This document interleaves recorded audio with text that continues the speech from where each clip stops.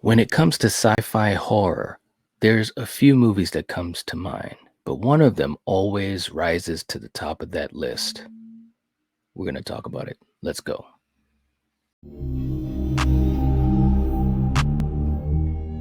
When I think of my childhood and discovering some of my favorite movies that I still watch to this day, John Carpenter's The Thing from 1982 always comes to mind. It's a film that is so imaginative, so creative, and so fantastic in every way possible. It's stood the test of time for me as well as so many horror fans. But ironically, in 1982, when it came out, it did not do well at the theaters. It bombed hardcore. Made on a budget of $15 million, The Thing only grossed $19.6 million at the box office. Fortunately, it did find a second life on home video, and now the rest is history, as they say. But there are 10 things that you may not know about The Thing, and we're about to talk about them. Number 10, The Wizard. Rob Bottin did most of the film's impressive special effects. He also did have some help from Stan Winston, specifically in the scene with the dog thing and when it was transforming, which was a really great scene as well. Very, very tense, and the atmosphere was great. Stan Winston is also a legend, just like Rob Bottin. Some of my favorites as far as doing special effects. Rob was involved in every aspect of the creature's design, working on the project for more than a year without days off, and basically living at the studio, using locker rooms and sets for sleep. This extreme dedication caused him to overwork himself, leading to a stint in the hospital. During this time, Stan Winston gave his services, mainly for the scene where the creature takes over the dog. Rob's dedication can clearly be seen in how amazing his effects are in this movie, and he went on to have such a great career. I'm such a big fan of his. Number 9, Set Explosion. The climactic battle at the end of the movie burns down the research station, and it was magnificent. To get the necessary shots, the production really blew up the set. Because they couldn't arm the explosive remotely, camera assistants had to be inside the set and set and arm the bombs. Then they ran to safety before giving the okay to send the whole place sky high. Because cameras only hold so much film, they had to do it quickly to not ruin the take. Thankfully, it went off without a hitch and no one was hurt. Number 8, Mac. Kurt Russell already had a working relationship with John Carpenter, and they had some marvelous films together. It's actually one of the greatest pairings for me as a fan with a director and an actor. I love their work together. I love watching Escape from New York. I love watching They Live. Obviously, The Thing is amazing, and even things like Big Trouble in Little China are always in steady rotation for me as a film fan. But did you know that Kurt Russell was not the first choice to play R.J. McCready? He only snagged the role at the last minute. Early on, Christopher Walken, Nick Nolte, Chris Christopherson were approached, but they passed before further talks took place. Ed Harris, Brian Dennehy, Fred Ward, they all read for the role, but in the end, Russell was the one that got it. Carpenter felt comfortable with Kurt Russell, having already worked with him, and knew he would have no reservations working in the cold, uncomfortable sets. Number 7, They Almost Died. The cast was shuttled to the set in Stewart, British Columbia via a 6-hour bus ride. During this long-distance drive on an icy road in the middle of intense snowfall, the bus slid almost off the edge of a cliff. Fortunately, the cast avoided certain death and continued on their way to the set. Had the worst happened, the movie probably would have halted production.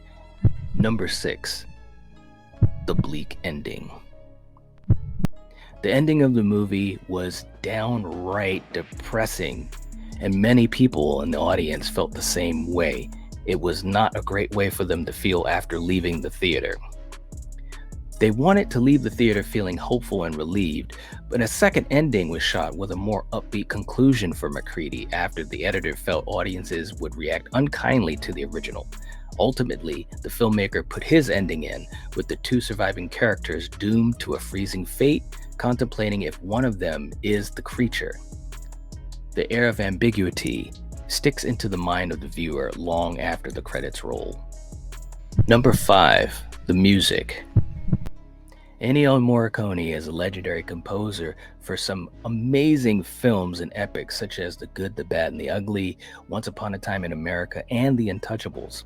Little do people know that the Italian composer also wrote several short pieces for the thing. Ultimately, Carpenter used little of the musician's work, opting instead to record his own pieces. The director, who's also notable for his musical compositions, felt that Morricone's music didn't quite fit the movie's mood or atmosphere. Some of the excerpts would find themselves in Quentin Tarantino's The Hateful Eight. Number 4. The Broken Hand. Keith David, who has worked on several Carpenter films, such as They Live, and by the way, he was absolutely fantastic in They Live, but he actually broke his hand shortly before the production began on The Thing. Being the dedicated actor that he is, he came to the set and was ready to work without the proper medical treatment. Filmmakers saw his swollen hand and sent him away to get the proper care. To continue filming, he actually wore a glove painted to match his skin color, and the broken hand is conveniently out of frame for the first part of the movie. Number 3. Storyboarding. Storyboards are nothing out of the ordinary for action sequences and scenes with heavy special effects. They help the filmmakers plan out the segment ahead of time and give everyone involved an idea of how things should look. John Carpenter was a big believer in storyboards, and he spent a lot of time making sure that every scene was planned out before he even started shooting it. Michael Plug and Mentor Hubner drew incredibly detailed storyboards that are nearly identical to the film that was shown in theaters. Number 2. The Love for the OG.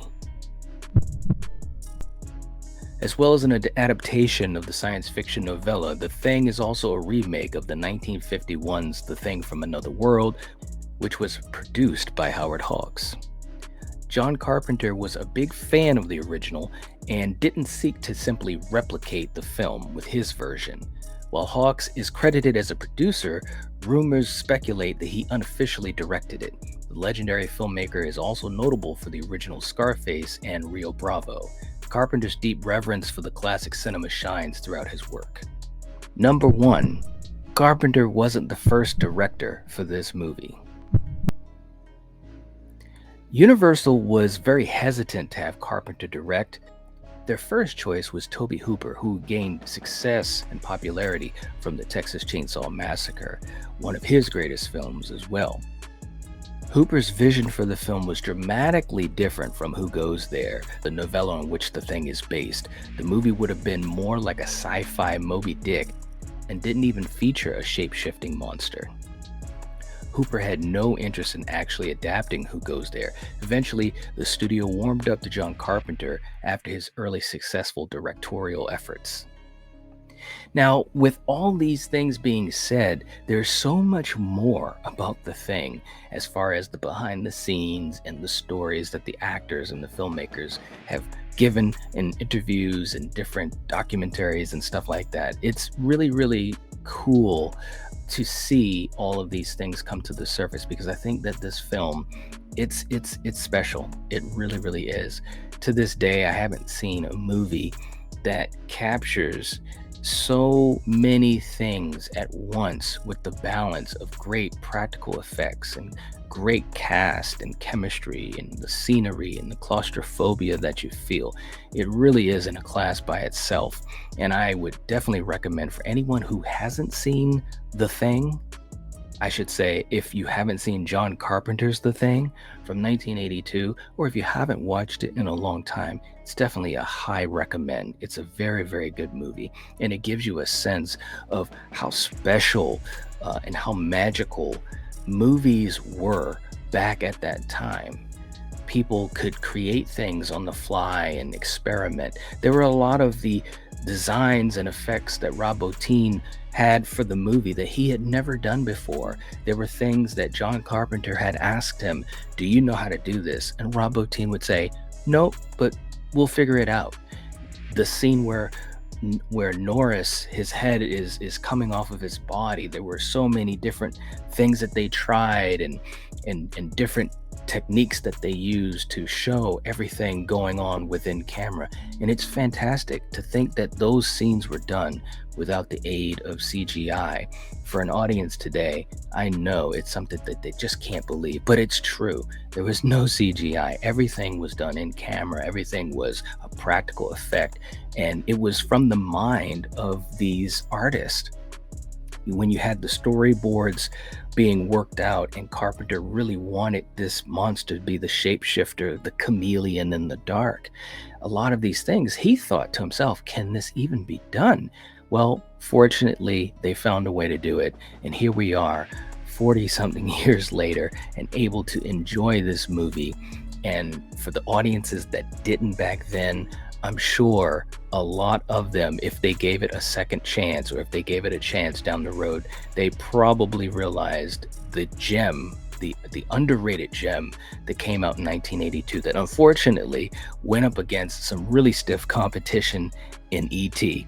1982 was a really tough time for film, so the thing is special to me. It's always going to be special to me, and I hope that you guys found some interesting things in this.